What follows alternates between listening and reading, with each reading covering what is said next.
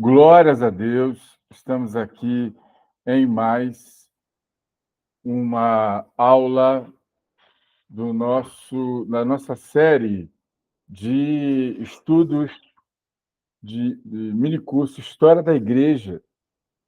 Estamos falando sobre o fenômeno Constantino. Na verdade, nós estamos encerrando sobre Constantino. E nós falamos, dentro desse estudo de história da Igreja, nós falamos sobre a formação da primeira comunidade dos crentes em Jesus de Nazaré como o Messias prometido por Deus. Falamos das peculiaridades dessa comunidade, como que elas se diferenciavam das outras facções do judaísmo de Israel do primeiro século. Eu falo de fariseus, saduceus, essênios, zelotes e herodianos. Então, falamos sobre o massacre de Estevão e a primeira expansão da congregação dos nazarenos. É essa congregação que vai se formar ali no primeiro século. Não é igreja, não, tá? Isso é mentira.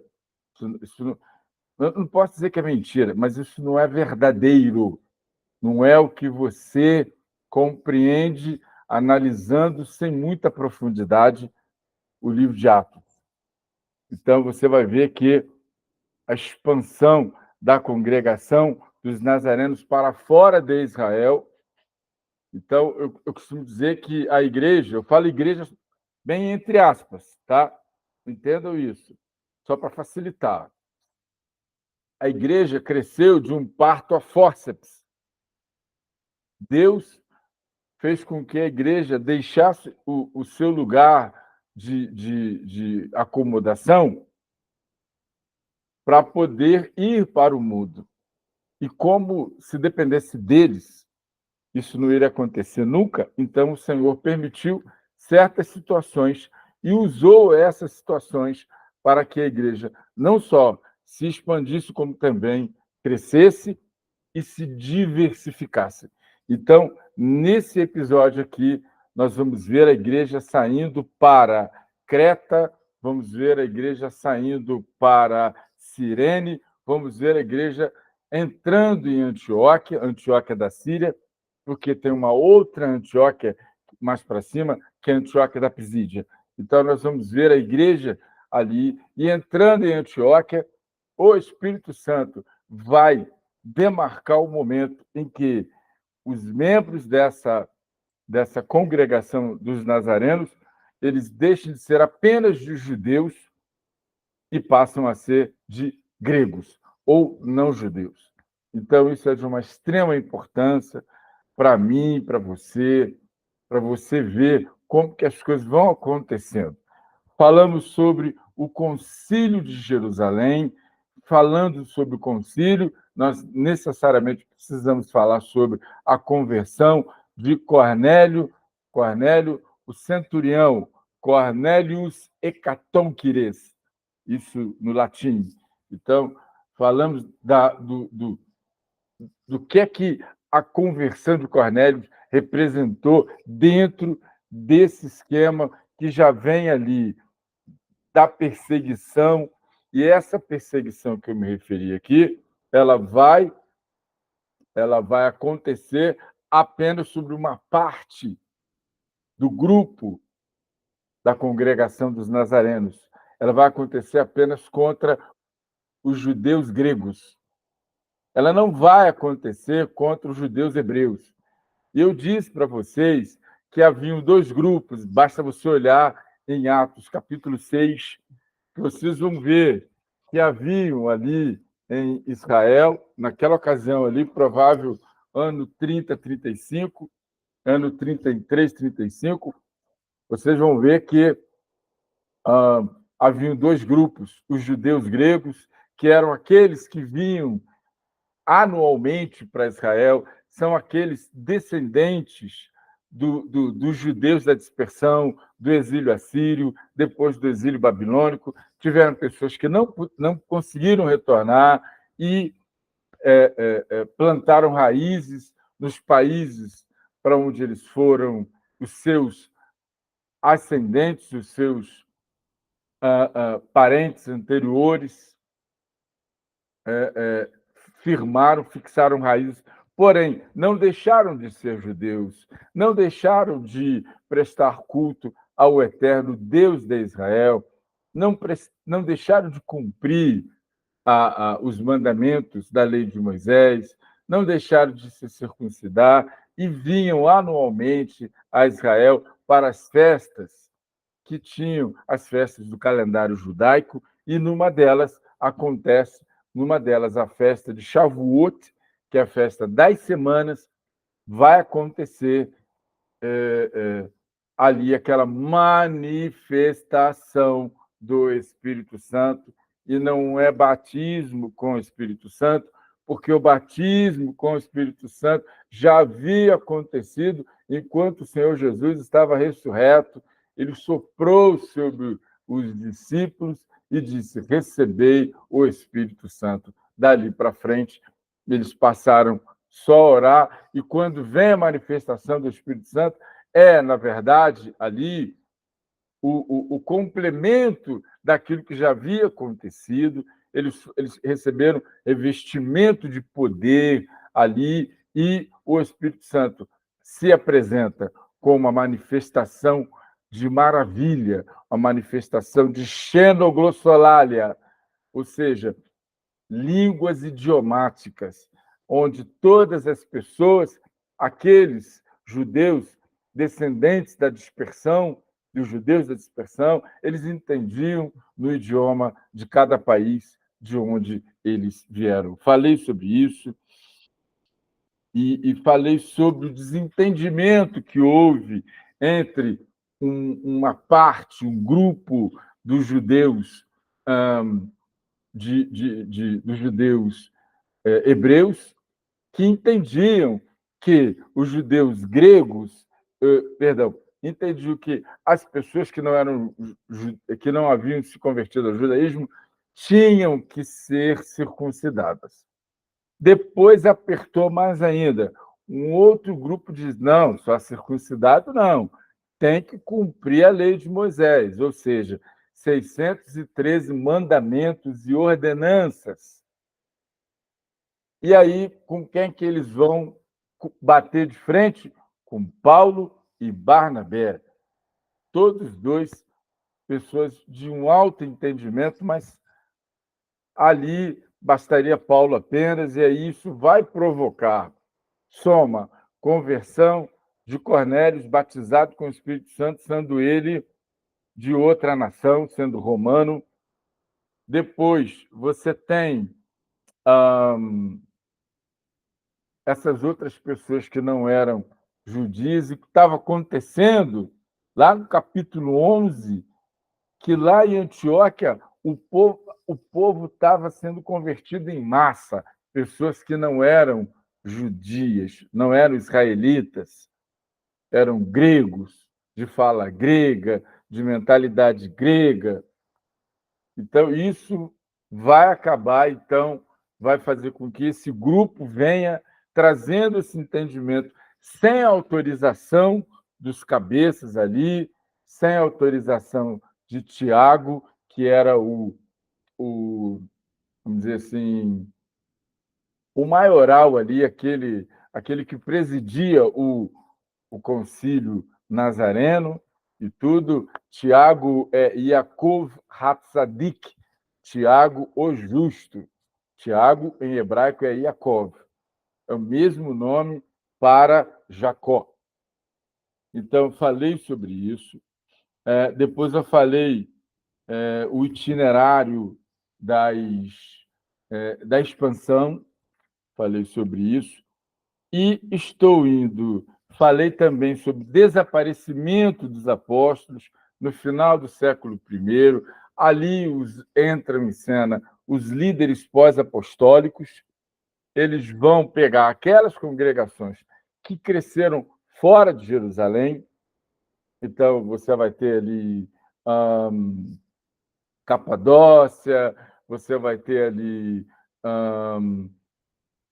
Antioquia mesmo, enfim, você vai ter uma série de congregações que vão crescer, Roma, que vão crescer fora de Jerusalém, e aí eles, como desapareceram os apóstolos, que eram o fundamento, eles eram a segunda instância, qualquer problema ia até os apóstolos, eles dirimiam, era como se o próprio Senhor Jesus estivesse ali e a igreja ia sendo administrada pelo colégio apostólico.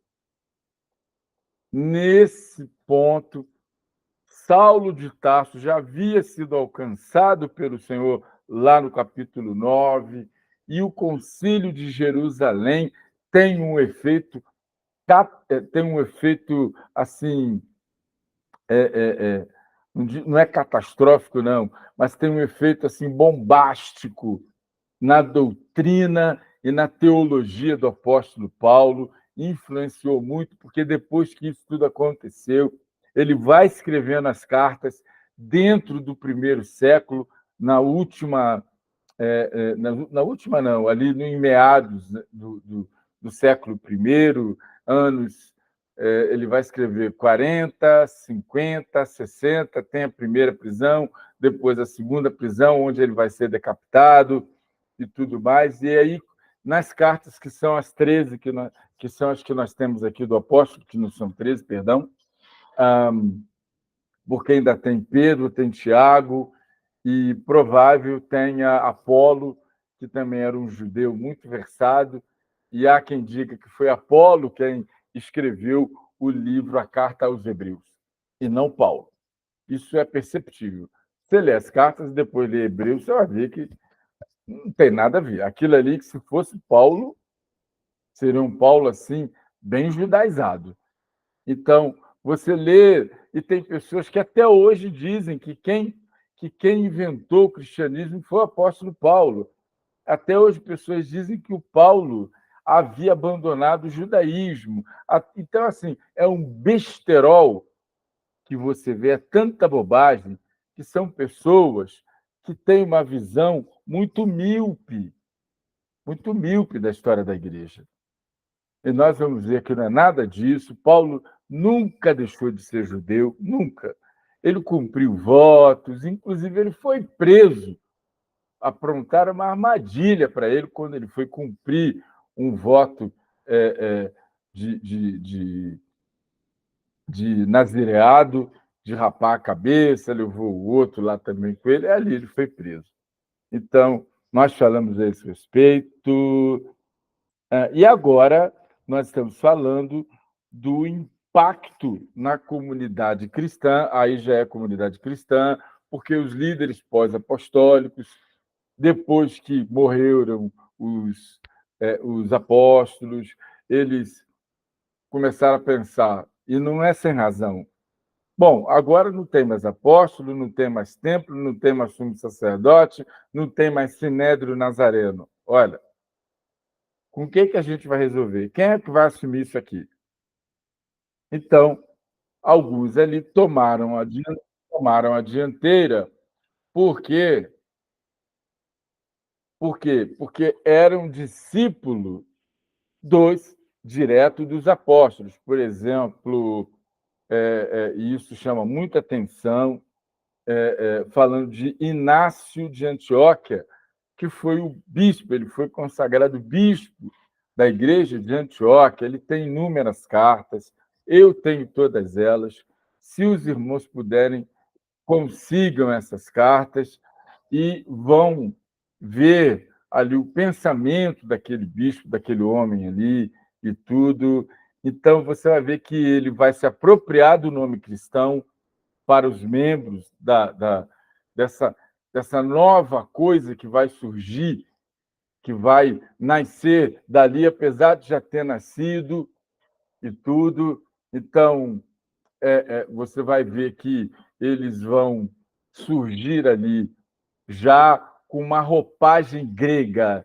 Vão surgir, a filosofia grega vai aterrissar de paraquedas na igreja até então pura, na igreja nazarena, na igreja um pouco híbrida do judaísmo com alguma outra coisa que não tinha nada a ver. Então, eles pegam e vão começar a interpretar a Bíblia do ponto de vista da filosofia grega. Eles vão assumir o nome, vai sair de Keila, que se chama Minha Congregação, e vão adotar o nome Eclésia, que é Assembleia, literalmente falando. Tudo vindo dos costumes helênicos, ou seja, dos costumes gregos. E a gente aqui, então, essa igreja passa por um período das 10 perseguições gerais do Império Romano, são os 250 anos de morticínio e atrocidades contra os cristãos. Eu vou falar a esse respeito depois que nós encerrarmos aqui, seria o nosso próximo assunto.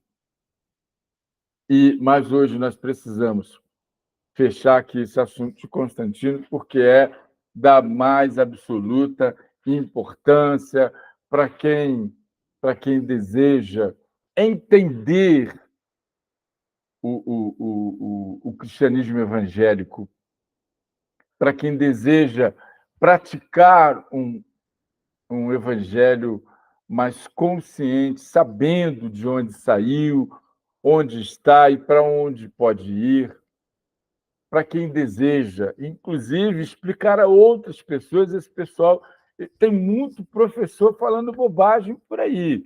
Tem muito professor falando a tal da igreja primitiva, ela começou em Atos 2. Nada de igreja, por favor, não façam isso. Isso é um assassinato, isso é um esfaqueamento na história. Não tinha nada de igreja, eles iam para o templo de Herodes se reunir, e isso foi possível. Nós estudamos aqui. Eu fiz um tour virtual com vocês aqui, numa representação, no programa que eu tenho aqui, que reproduz o templo de Herodes. Mostrei onde que eles se reuniam, onde que os apóstolos ensinavam ali. Eu falei sobre isso.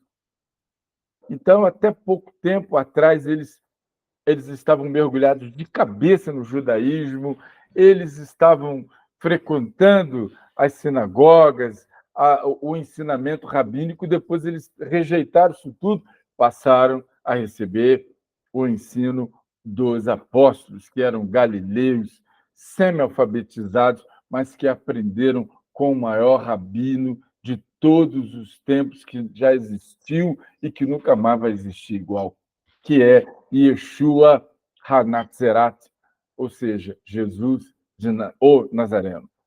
Então, vejam,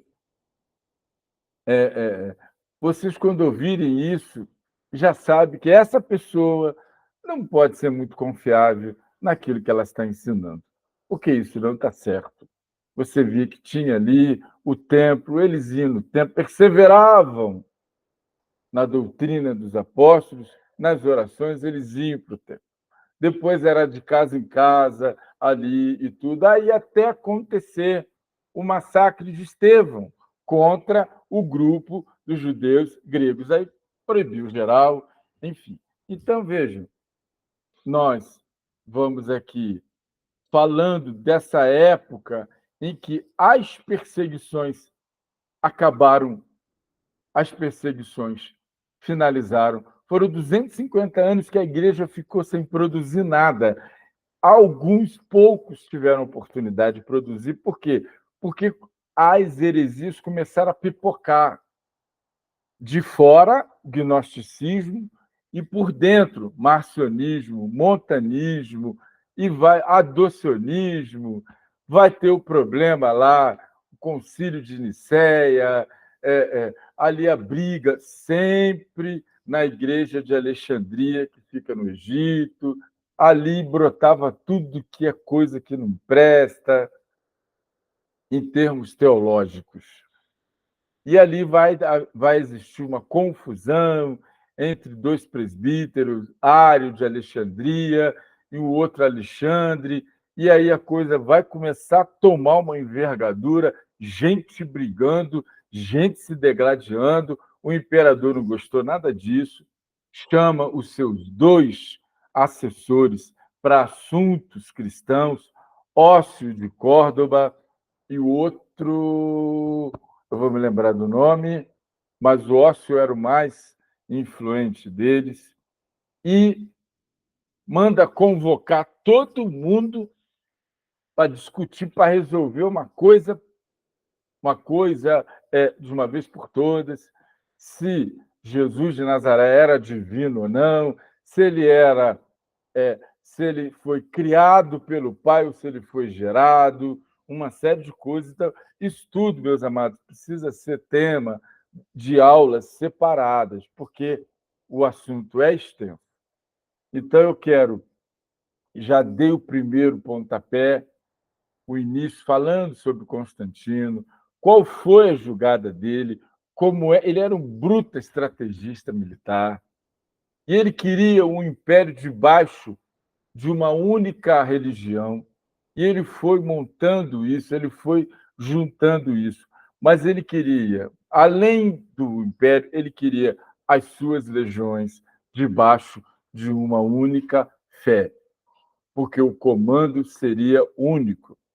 Mas enquanto isso não acontece, ele não é batizado, ele não aceita ser batizado, ele continua sendo o sumo sacerdote do panteão de deuses pagãos. O nome do sumo sacerdote no latim é Pontifex Maximus. Ele continua sendo o sumo pontífice. E ele participava das reuniões. Não é porque ele queria esculachar o cristianismo. Não, ele simplesmente achava que cada um daqueles deuses era uma espécie de que o Deus dos cristãos talvez fosse uma espécie de manifestação de cada um daqueles deuses lá. Então, ele entendia que, na medida em que ele favorecesse os cristãos, o Deus dos cristãos favoreceria ele também. E assim foi. Ele faz primeiro o chamado Édito, o decreto, a lei de tolerância de 311. Eu li aqui na íntegra como é que era. Depois vem o imperador Teodósio, ainda no século IV, e vai declarar o cristianismo como religião oficial do império. Não foi Constantino que fez isso. Veja, não foi Constantino. Mas Constantino, ele abriu o caminho para que isso acontecesse, sim. Só que quando Teodósio declara o cristianismo como religião oficial do império, acontece um fenômeno inverso. Os perseguidos passaram a ser perseguidores, porque os cristãos, já amiguinhos do rei, já recebendo benesses, recebendo basílicas, recebendo de volta suas terras, podendo adorar publicamente o Deus cristão, essas pessoas começam a destruir templos. Aí eles começam a cometer crime contra a história, começam a destruir templos, coisas de antiguidade, eles começam a destruir. Em muitos locais de adoração pagã, construíram templos de adoração ao Deus de Israel. Então, veja como que a história é. E do ponto de vista da religião cristã, nós vamos dizer agora, veja que eu precisei fazer essa introdução para que você entendesse como que a coisa é complexa. Nós estamos falando de quase 400 anos de história, e isso não é fácil você transmitir isso. Então, vamos lá aqui. A consequência mais imediata e notável da falsa pseudo é falso, tá? Da falsa conversão de Constantino, parecia que ele estava convertido, e eu acabei de explicar aqui, a cabeça dele era assim: se eu ajudar os cristãos, o Deus deles vai me ajudar. Então, eu preciso ser bonzinho com eles. Mas ele não estava convertido, ele só era simpático. É o famoso amigo de Deus, mas ele não é servo de Deus. Então, a falsa conversão de Constantino foi o fim das perseguições. Sim, o Édito de Tolerância de 311. Até então, os cristãos viviam em constante temor. Por quê? Qual era a preocupação em 250 anos? Qual era a preocupação de um cristão? Era não ser pego para não ir para as arenas. Era sobreviver.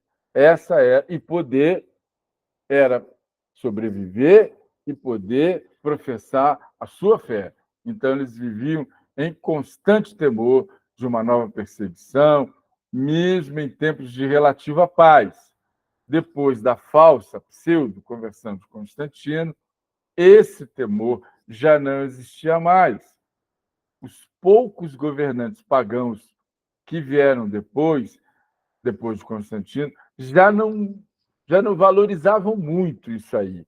Por quê? Porque o império estava lotado de cristãos. E as legiões romanas, idem também. Então, houve um ou outro que tentou restaurar o paganismo por outros meios, mas não deu certo. Então, antes, o cristianismo, antes a fé cristã, ela era fora da lei, se tornou ilegal, e o paganismo era oficial. Depois de Constantino, o paganismo acabou se tornando fora da lei e a fé cristã, o cristianismo, passou a se tornar oficial. Então, a partir do momento que o cristão não precisava mais viver fugindo, não precisava mais se esconder nas catacumbas, temer menos pela sua vida, os líderes passaram a ter mais tempo para escrever, para produzir a sua teologia, ter mais tempo para poder debater, para poder organizar a sua liturgia, a sua hierarquia, a produzir os seus dogmas, as suas regras. Passou a ter mais tempo, porque antes não tinha tempo para fazer isso. Então, nós vamos ver um outro tipo de religião, de cristianismo acontecendo, uma outra dinâmica. E o impacto disso tudo é que, a partir desse momento histórico, começa a se desenhar uma teologia oficial.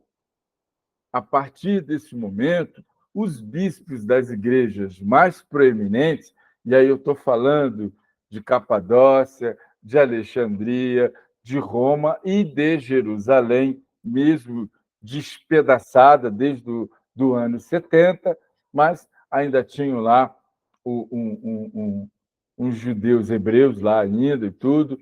Então, a partir disso que está aí, eles começam a escrever. Já tinham os documentos, eles vão, então, fazer o quê? Eles vão definir o cânon das Escrituras. O que é isso, pastor Cravo? O cânon das Escrituras era exatamente a listagem oficial do que nós temos hoje, que está aqui. Ó. Cada bispo proeminente vai escrevendo aquilo que ele entende, porque os documentos rodavam. Não tinham só igrejas grandes, haviam pequenas congregações espalhadas pelo império. Aquelas tantas que Paulo abriu ali de Filipos, todas aquelas 7 igrejas ali da Ásia Menor, tinha aquilo tudo. Então, eles liam. Tinha até igreja que não é mencionada aqui, em lugares diversos aí. Então, eles pegavam aqueles documentos que constituíam a leitura obrigatória, não deixaram a antiga aliança de fora, continuaram, perdão, continuaram reverenciando a antiga aliança, ou que alguns chamam de Velho Testamento. Eu não acho isso correto, mas a antiga aliança, porque tem a nova aliança. Jesus, quando ele vai fazer a última ceia, ele não fala em testamento, ele fala em aliança. Então, isso tudo vai começando a ser desenhado. Quando a igreja ela define o cânon, cânon é uma palavra grega que significa régua, reto. Então, quando eles definem a régua, aquilo que a igreja deveria ler, obedecer como palavra genuína de Deus, ela está construindo a sua teologia. Porque a teologia depois vai trabalhar em cima disso. A doutrina, a sã doutrina, que é falado no livro de Hebreus, ela está se referindo a essa régua que está aqui, a esses livros tidos como doutrina oficial da fé cristã. Então, eles, deslumbrados com o favor que Constantino evidenciava em relação a eles, não faltaram cristãos que se empenharam em provar que Constantino era o eleito de Deus. Olha quanta viagem! E que a sua obra era a consumação da história da igreja. Um deles foi esse grande escritor antigo, que foi Eusébio de Cesareia, historiador antigo, e a ele se deve muito, mas muito mesmo, porque graças a esse camarada nós tomamos conhecimento de muitas coisas, de mas muita formação. Quem puder, compre, adquira, porque existe nas livrarias especializadas, livrarias cristãs e não cristãs, a história dos hebreus é de Eusébio de Cesareia. Tá? Eu recomendo também que compre também o livro de Flavius Josephus, que é o nome romano de Youssef ben Matitiyahu. Compre, que também tem muita informação mesmo. Assim, uma coisa que impossível, você talvez em 2, 3 anos você consiga transmitir a quantidade dessas informações. Então, o fato agora, o que vai acontecer é o seguinte: esses aqui são os deslumbrados, os que ficaram na igreja única, que era a igreja católica. Todo mundo já sabe que católico significa universal. Mas outros não gostaram muito disso. Aqueles que não ficaram meio desconfiados com essa ajuda aí de Constantino, ele ficou muito bonzinho. Então, para eles, o fato de o imperador se declarar simpático ao cristianismo e não cristão, não sendo cristão, como dizem alguns autores, e agora ser mais fácil se declarar cristão, não era uma bênção, mas era o começo de uma grande apostasia. Qualquer coisa que se movesse, que tivesse mais de 2 neurônios, podia dizer que era cristão. E isso acontece no nosso dia, nos nossos dias. Não existe um limite, fronteiras para você dizer até aqui é cristianismo. Se passar daqui, não tem parte com Deus. Até hoje nós não temos. E mesmo aqui dentro acontece muita divergência, muita coisa que é entubada, é gente querendo colocar a antiga aliança aqui dentro, é gente dizendo que tem que cumprir os 613 mandamentos e ordenanças, porque esqueceu de ler o capítulo 15 do livro de Atos. Pularam o livro de Atos. Esqueceram. Então, por isso que ficam falando bobagem, guarda de sábado, blá, blá, blá, blá, blá, blá, aquilo tudo. Ah, pastor, então agora quer dizer que então, tem que rasgar então o Velho Testamento. Nada disso. O Velho Testamento serve para nós conhecermos a obra do Eterno, a obra de Deus. A Antiga Aliança serve para nós sabermos o que é pecado, o que Deus se agrada, o que Deus não se agrada. Se não fosse os 10 mandamentos, que no original não tem bem esse nome, depois eu falo disso, a gente ia ficar patinando. Então, a gente ficou sabendo pela Antiga Aliança bênção e maldição, os exemplos antigos daqueles que foram fiéis, daqueles que não foram, enfim. A Antiga Aliança é para testemunho e para orientação também. E outro detalhe muito importante que eu quero que você anote aí, não se esqueça, a Nova Aliança ou o Novo Testamento só foi aceito porque ele foi construído totalmente em cima da doutrina da Antiga Aliança, tá?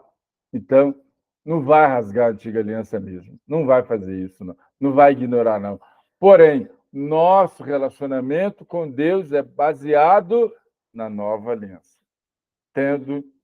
Enquanto na Antiga Aliança você tem a Torá, você tem os 613 mandamentos e ordenanças como base do relacionamento com Deus, na Nova Aliança ou no Novo Testamento, você tem Jesus de Nazaré, as cartas, a doutrina dos apóstolos como base para o seu relacionamento com Deus.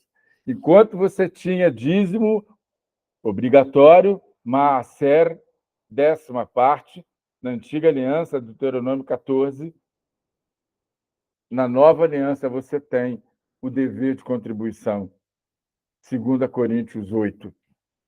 Lá que você vai ver, 8 e 9. Mas a base está toda no 8. Você leia o 8 para você poder entender o 9. Tá? Onde você ali pode dar mais de 10%. E se você não tiver 10, tiver 5, dê 5. Cada um contribua como propôs no seu coração.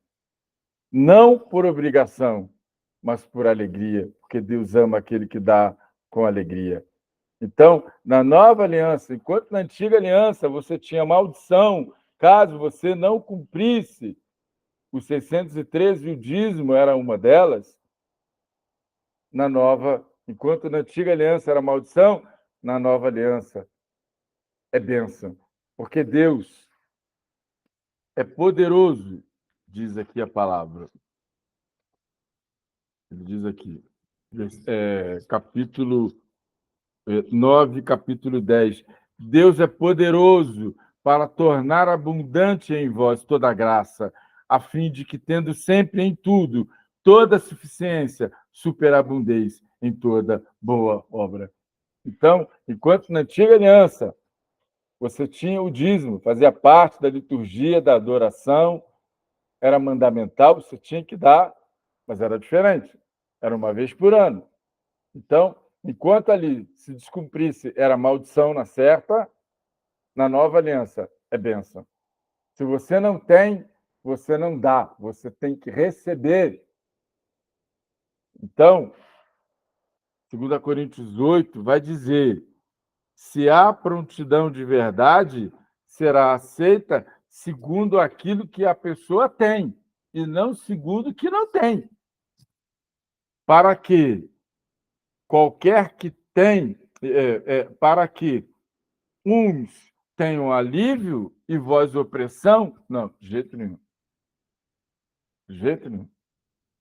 E outra, existem formas e formas de você dizimar ao Senhor. Cada um contribua como propôs no seu coração. Você não tem dinheiro? Tá bom, mas ajuda lá na igreja, ajuda fazendo uma limpeza, ajuda fazendo uma visita, ajuda orando de madrugada, ajuda. Você pode ajudar. Você pode doar seu tempo. Então, é muito mais amplo do que na Antiga Aliança. Dízimo, na Nova Aliança, passou a ser muito mais amplo. ele não é mais só dízimo, ele não é mais só oferta, ele é contribuição. Então, contribui de acordo com o que você tem, não de acordo com o que você não tem. Deus não quer que isso seja uma opressão na sua vida, mas, no entanto, tem muitas igrejas que chamam as pessoas de ladrão, tem muitas igrejas que botam o crente no SPC, tem muito crente que é proibido de participar do culto, que não pode nem sentar nos bancos porque ele não contribuiu para que aquele banco fosse comprado. Meus irmãos, é esse tipo de crente e de denominações que tem por aí. Mas é porque, por causa do entendimento distorcido do que são as Escrituras. Então, vamos continuar aqui, senão a gente perde o foco. Então, vamos lá. Uma grande apostasia. Eu disse aqui que qualquer coisa que aparece por aí, agora é fácil falar que é cristão. Eu quero ver na hora que o parafuso aperta. Algumas pessoas que mantinham essa atitude, não queriam deixar algumas pessoas que se mantinham nessa atitude que eu falo aqui, não é da apostasia. Eles se mantinham na atitude de fidelidade. Eles não queriam deixar a igreja, mas não estavam concordando com o que os líderes estavam permitindo, que era um imperador pagão, mas bonzinho. Então, o que eles fizeram? A gente não pode guerrear contra o imperador, então nós vamos sair, vamos nos retirar. E aí eles foram para o deserto. E aqui é que vai nascer a vida monástica, que eu falo aqui, ascética e também monástica. Aí vão aparecer os mosteiros, que tem aí mosteiros de tudo que é lugar. Lá no Egito tem, um monte de lugar tem mosteiro, essas ordens monásticas aí, eles vão ser chamados aqui, os que se retiraram do convívio da Igreja Única e foram para o deserto, eles são chamados de cismáticos. Por quê? Porque eles racharam, foi uma espécie de um racha interno. Como já não era mais possível ser martirizado, olha, antes de Constantino, você só era considerado discípulo de Jesus de Nazaré se você fosse martirizado, se você fosse preso, se você fosse crucificado ou se você fosse sofresse qualquer coisa por amor ao seu Senhor, por amor à sua fé. Agora, todo mundo virou amiguinho do rei. E aí, como é que faz? Então, essas pessoas pensavam que o verdadeiro atleta de Jesus Cristo deveria continuar se exercitando na sua fé, pelo menos se retirando para uma vida monástica, uma vida de abandono, uma vida de isolamento, de maneira que o século IV, ano 300 ano 301 ao 400 depois de Cristo. Século IV viu um grande êxodo para os desertos do Egito e da Síria. Alguns que não viu com agrado essa nova aproximação entre a igreja e o Estado e o Império foram chamados de monásticos, de cismáticos. Falei do concílio de Nicéia, a controvérsia que houve entre Ário, o presbítero Ário, e o presbítero Alexandre. O presbítero Ário falando a respeito de que Jesus teria sido criado e não gerado. Então, isso aqui vai resultar no concílio de Nicéia, na cidade de Nicéia. Aí está aqui o bispo Atanásio, os capadócios, lá da Capadócia, da Igreja da Capadócia, enfim, e todos eles se envolveram nisso. Agora é a cereja do bolo. Mudanças que Constantino acarretou relacionadas a isso que está aqui, ó, relacionadas à hierarquia, liturgia, costumes e trajes. Até a época de Constantino, o culto cristão era simples. Depois começaram a se reunir também em cemitérios, como as catacumbas romanas, com as quais eles já tinham uma certa intimidade na época de fuga das perseguições. Então, aí eles passaram a fazer o seguinte: na verdade, eles passaram a improvisar um lugar de culto. Inclusive, a igreja, que não tinha sede, o cristianismo passou 500 anos sem ter uma sede própria. Só depois de Constantino que ele começou a fazer basílicas para oferecer ao cristianismo. E por que basílica? Por quê? O nome rei em grego é Basileu. Basílica, portanto, é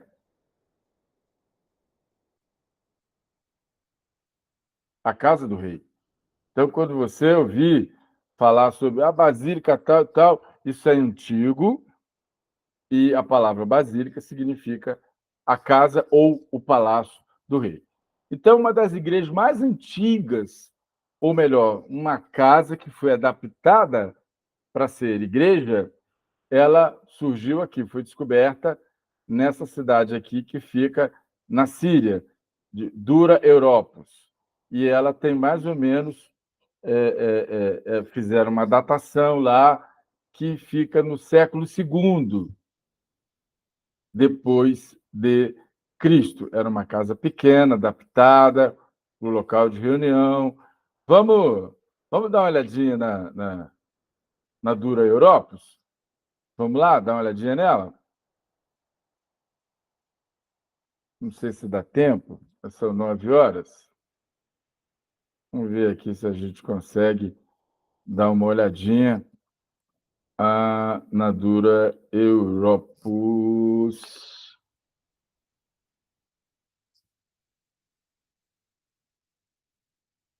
Vamos lá.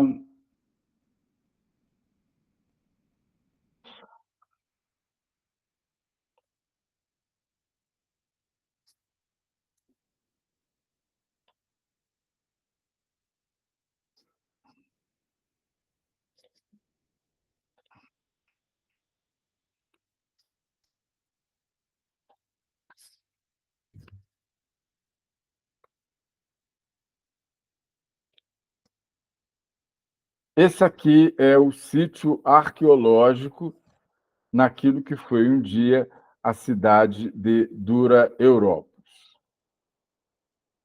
Está lá, tem um trabalho feito lá. Então, esse é o sítio arqueológico de Dura Europos. Agora eu quero mostrar para vocês aqui o que era a Dura Europos, a planta baixa da Dura Europos.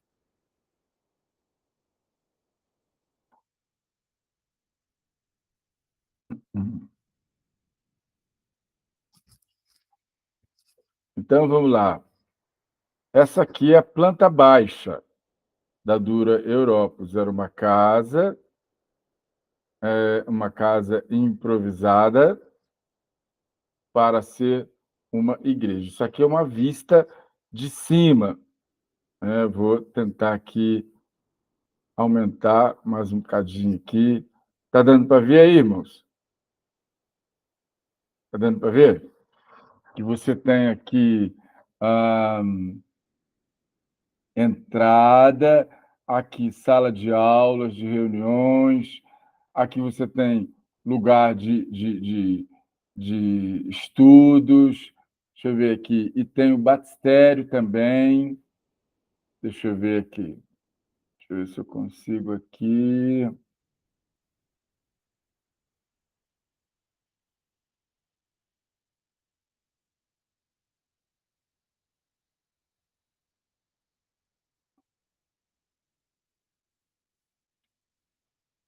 Vamos lá. Cadê?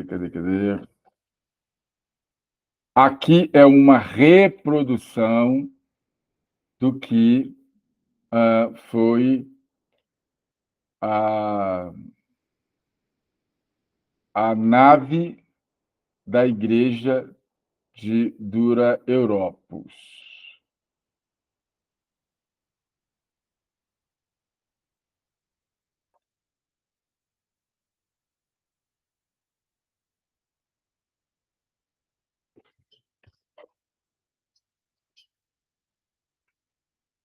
Então, aqui você tem uma reprodução, tá, daquilo que era a nave da igreja. Você pode ver aqui. Na verdade, isso aqui não é reprodução, não. Isso aqui está lá hoje, verdadeiramente. Aqui, ó, um batistério. Aqui o batistério. Aqui um afresco, né, pintura na parede.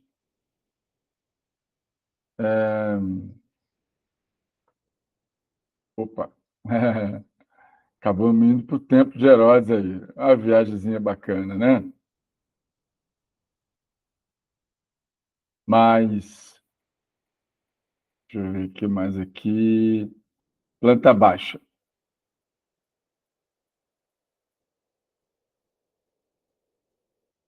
Então, a planta baixa era mais ou menos isso que está aqui.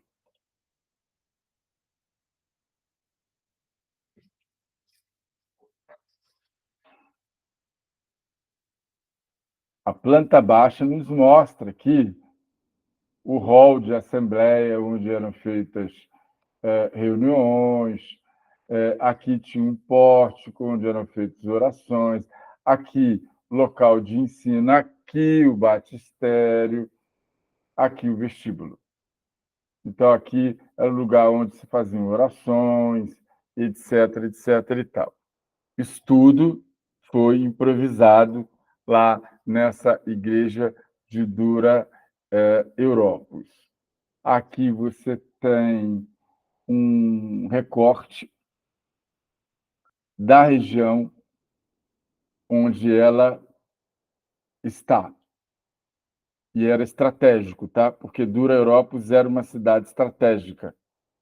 Então, você tem aqui uma vista aérea da onde a igreja ficava. Então, está aí, você está vendo a vista de Dura Europos, ela ficava aqui, ó, bem, ó, ela ficava aqui, tá vendo? Aqui é o sítio arqueológico, aqui é a cidade, e a igreja ficava por aqui assim, ó, tá vendo? Olha aqui, ó. Esse aqui é o sítio arqueológico, isso aqui está lá na Síria, tá? E aqui ficava o rio. Por quê? Porque aqui tinha uma guarnição de legiões romanas que controlavam a passagem desse rio aqui e cobravam das pessoas taxas para que elas pudessem transitar livremente aqui, ok? Então, está aí para você, primeira mão, visitando o século II. Quando eu falo século II, eu estou falando de ano 101 ao ano 200 depois de Cristo. Tá ok? Bacana, né? Então, vamos lá. Então, nós falamos de Dura Europa. As igrejas elas foram acontecendo assim, durante 500 anos. Além daquelas que o imperador mandou fazer, mandou construir basílica em Roma, mandou construir basílica em Jerusalém.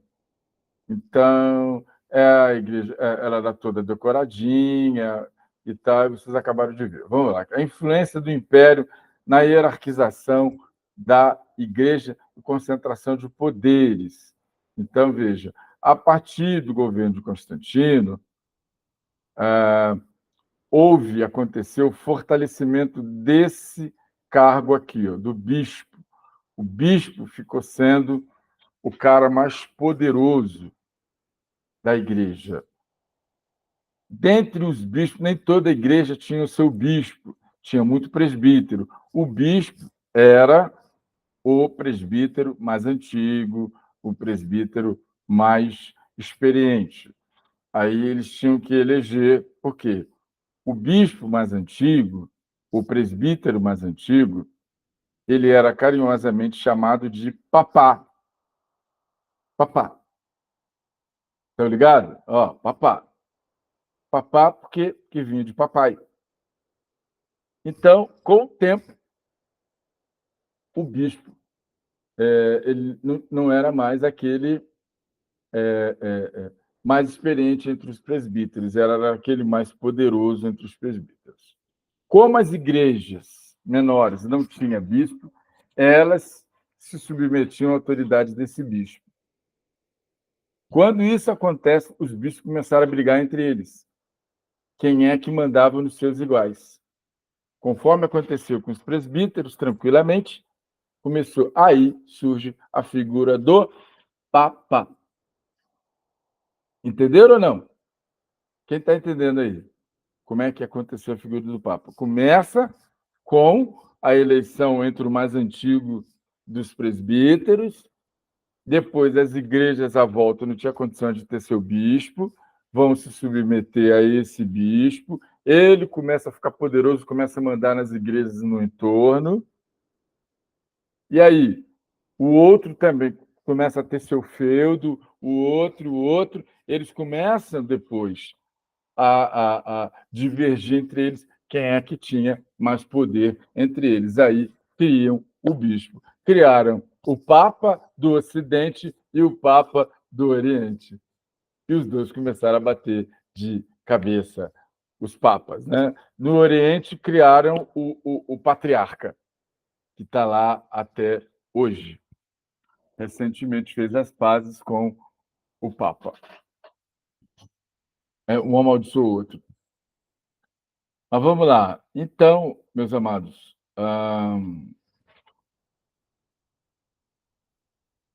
então a igreja vai ganhando autoridade, vai crescendo em poder, prestígio, riqueza. Eu falo aqui de Justo Gonzalez e tudo, mas a questão é que algumas coisas do império, essa igreja ligada ao Império Romano, ela deixou de ser apenas igreja apostólica,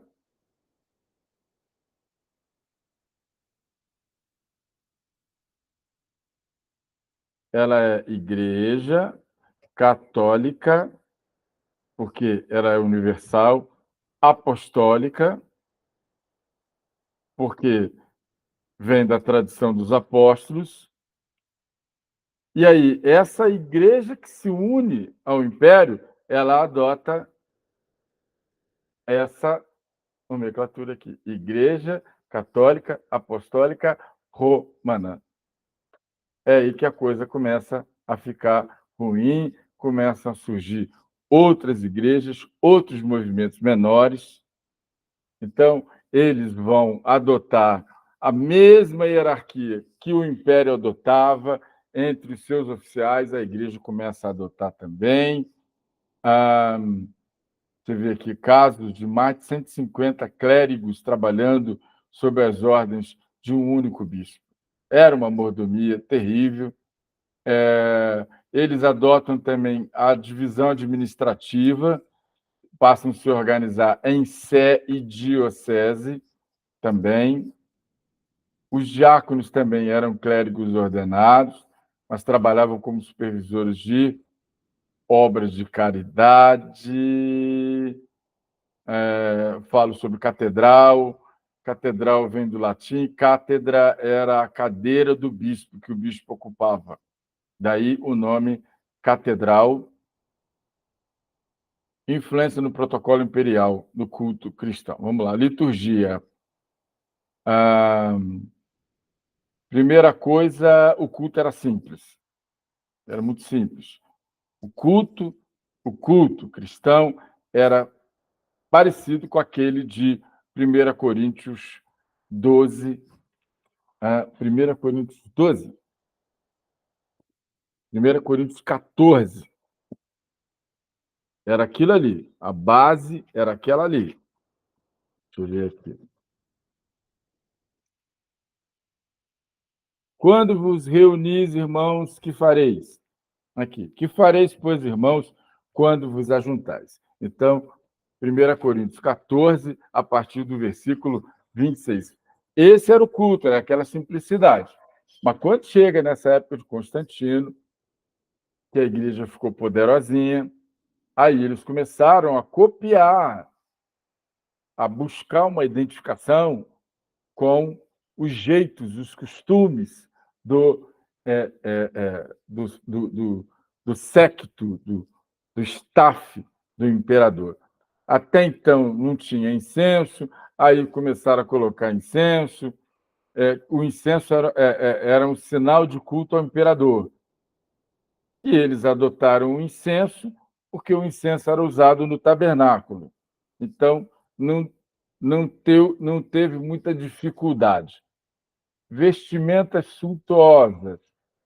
Então, os bispos começaram a usar vestimentas ricamente ordenadas. As roupas dos camaradas eram lotadas de cruz, para parecer que ele era uma figura super santa, muita cruz, cruz, cruz, cruz, cruz, tudo vermelha. Era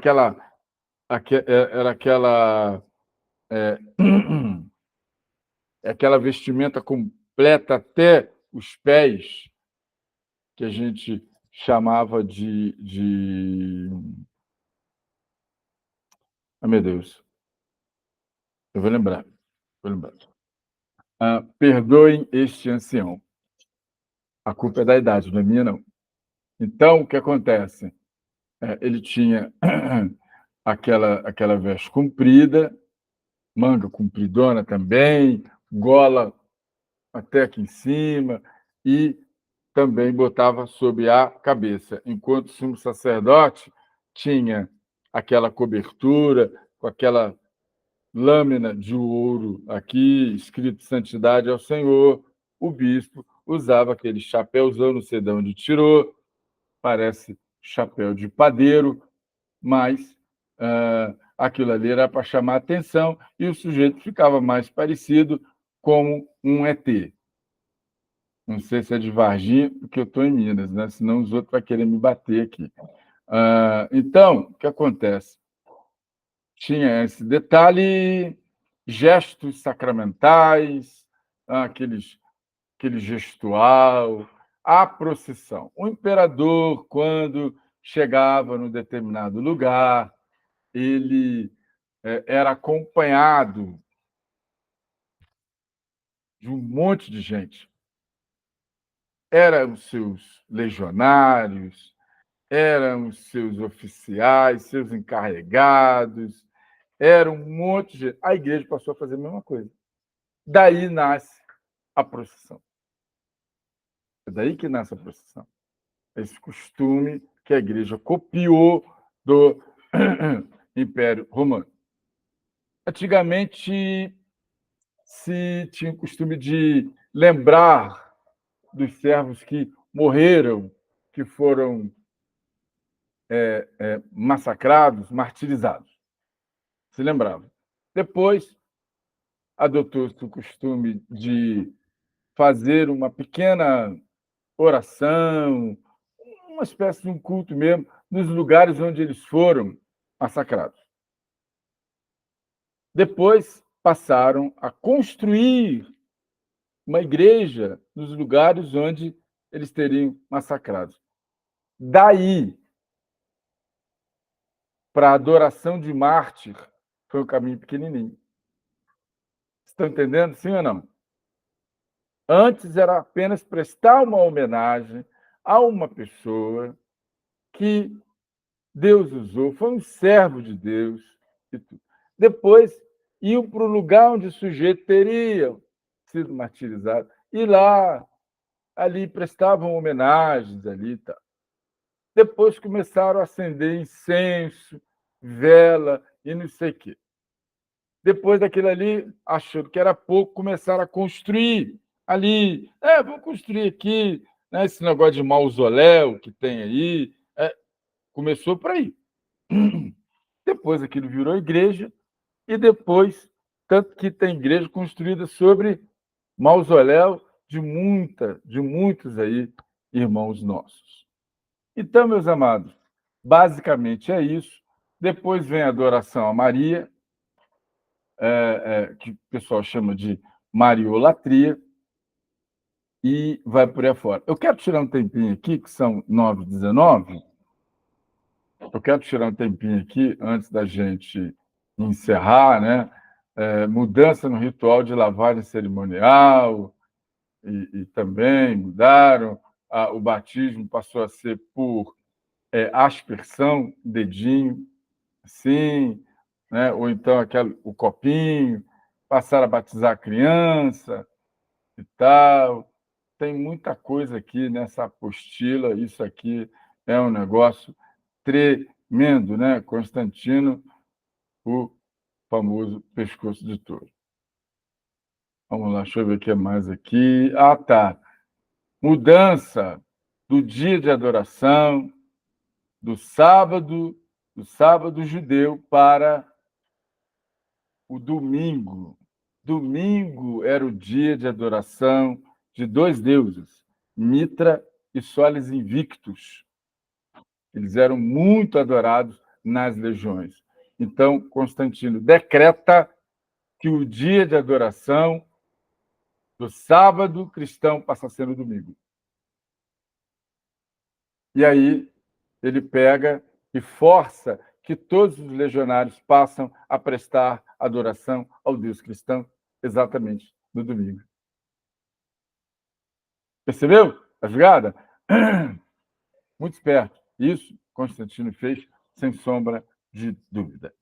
Então, assim, agora eu quero ouvir vocês, para que vocês falem para mim aqui qual é a utilidade de tudo isso que nós estamos falando aqui. O que vocês veem isso como utilidade? O que vocês entendem que isso pode ajudar aí na instrumentalidade de vocês, no exercício do cargo que vocês eventualmente ocupam? É diácono, é professora? O que vocês entendem? O que vocês gostariam de falar a esse respeito? Com a palavra, os senhores professores.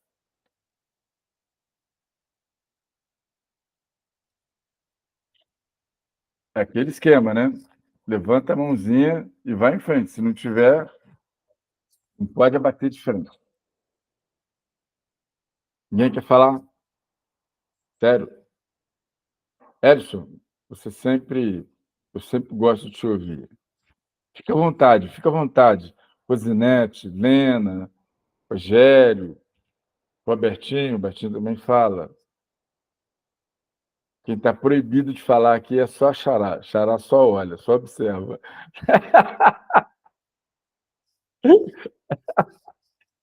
Tadinha, tadinha da minha irmãzinha querida. Glória a Deus. Amém. Pode falar, Edson. Não, dentro da pergunta que você fez para nós aí agora no final, Sim. para mim, no meu modo de ver, é de uma utilidade muito grande. Quanto mais conhecimento você tem, mais argumento você tem tanto para acrescentar naquilo que você vai fazer, como pregar ou ensinar, é um conhecimento muito profundo e amplo da palavra de Deus, algo que você não encontra em qualquer lugar, entendeu? Então, o meu modo de ver, na minha aplicação no meu dia a dia, é muito útil, muito proveitoso mesmo. Porque você não fica, às vezes, quando uma pessoa fala alguma coisa sobre história da Bíblia, você não fica tipo assim, nossa, eu estou voando. Não estou voando, estou sabendo o que é, posso também dar uma minha participação. Eu acho muito proveitoso, muito mesmo. Inclusive, Elison, também você está prevenido de quem vem trazer heresia, de quem vem trazer distorção, Sim, inverdade. sim, muito bom. Por exemplo, eu estou tendo na igreja presbiteriana, a qual eu estou frequentando agora, lá fala a sala de catecumos, né? É Sim, tá certo, história, tá certo. história, incluindo não um profundo dessa forma, mas é aquela época do credo, aquelas coisas, entendeu? Então, Tá estou certo, participando dessa sala.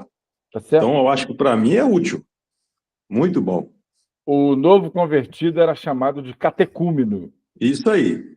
É. Não é Então, que eu seja um novo convertido, não, mas é para mim poder entrar dentro da história da igreja aí, presbiteriana, né? isso, Eu estou aquela coisa, aprendendo lá, né? você vai precisar fazer a, a, a, a transição. Então, Isso aí. aí daqui a Isso pouco aí. você vai ter que mergulhar no calvinismo e Isso. tal, vai ter que entender aquela questão da tulipe e tudo, o que significa ali Então, e tal. Melhorou bastante. O calvinismo era bem.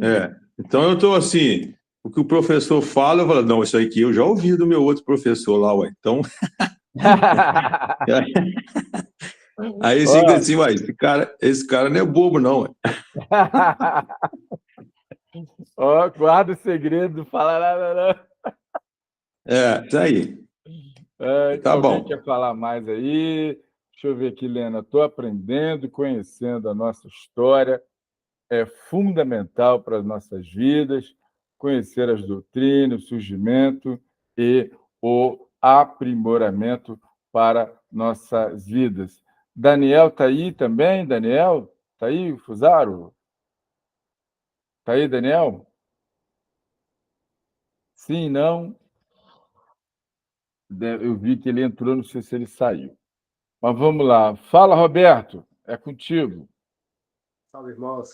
O Edson trouxe uma palavra aí muito importante quando ele fala sobre os catecúmenos, os novos convertidos. Isso aí é importante. É uma palavra assim, parece ser de uma palavra nova, difícil de pronunciar, mas é uma realidade. É como se pronunciasse os novos convertidos na época. Aí, Isso. a respeito esse mesmo período, inclusive de Constantino, a gente vê que começou a ser citado aquela oração do Credo. Creio em Deus Sim, Pai, Santa Igreja Católica. Eu foi a queria partir dele. só que o pastor deixasse isso aí para a gente, que era uma oração que eles faziam, e quando falavam eu creio em Deus Pai na Santa Igreja Católica, não estavam falando de um catolicismo romano, estavam falando de Igreja Católica, de uma igreja universal, que era a Igreja de Cristo, não é isso? E Você vai ouvir falar muito do Concílio de Nicéia, e no Concílio de Nicéia, a ideia era reafirmar a divindade de Cristo, essa era a ideia, que ele foi gerado, feito da mesma substância com o Pai, e feito gerado da mesma substância com o Pai, antes da existência existir, antes que existisse qualquer coisa, porque foi ele, por ele e para ele que todas as coisas foram feitas. Então, esse concílio, ele meio que já vai reafirmar isso aí, mas só cometeram um erro. E qual foi? Esqueceram do Espírito Santo, não se fala nada do Espírito Santo. Aquela oração que Jesus, aquela passagem bíblica escrita em Mateus 7, versículo 24, Jesus mesmo fala assim: crê em Deus Pai, crede no Pai, mas crede também em mim. Eu acho que tem um pouco a ver com essa oração do credo, né? Mais Crê em ou Deus Pai, menos, a Santa mais Igreja ou menos. Católica na remissão dos pecados e tal. Mais ou menos. Ali eles pegam e fazem um compilado das doutrinas na ressurreição da carne, na vida eterna. Então, eles vão reafirmando, por isso que se chama credo. Então, tem Agora, credo só uma de. pergunta, pastor: essa oração do credo, ela foi Não, feita lá não no é bem uma, início, não é bem uma oração, ela é uma declaração. uma citação, né? É uma citação, uma declaração. Você declara. Agora, se tem gente, Mas ela foi feita na época da igreja lá, como o senhor falou que não existe da igreja, na época, igreja, constantiniana, a partir de Constantino. a partir do Concílio de Nicéia. Foi no Concílio de Nicéia que se construiu esse credo, foi o documento final do concílio. Entendi. Só para esclarecer, que eu creio que pode ser dúvida de algum dos irmãos também, né? Sim, com certeza. Irmão Isaac hoje está mais reservado, está só ouvindo, então fica aí o Rogério aí, se quiser também, ou não, se não quiser também, a gente vai dar o encerramento aqui e para nosso próximo encontro, na próxima segunda-feira. As segundas são revezadas com o pastor Rafael, tá, irmãos?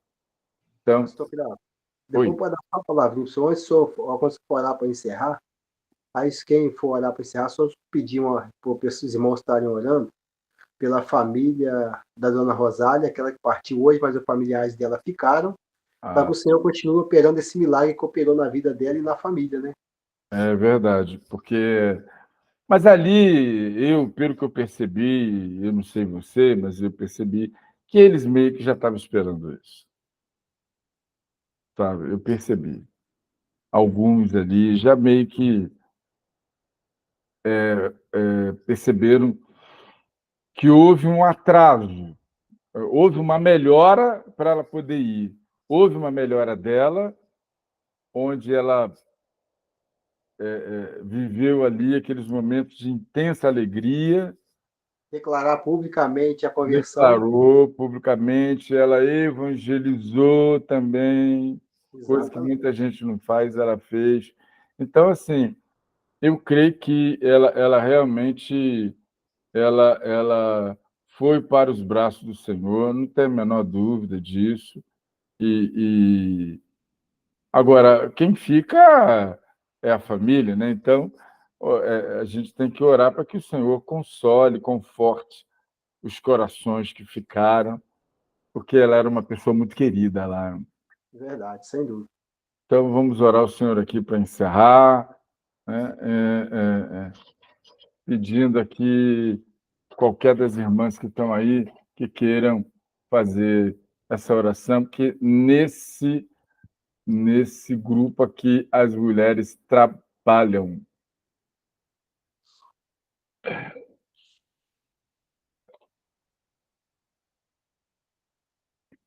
Vamos lá.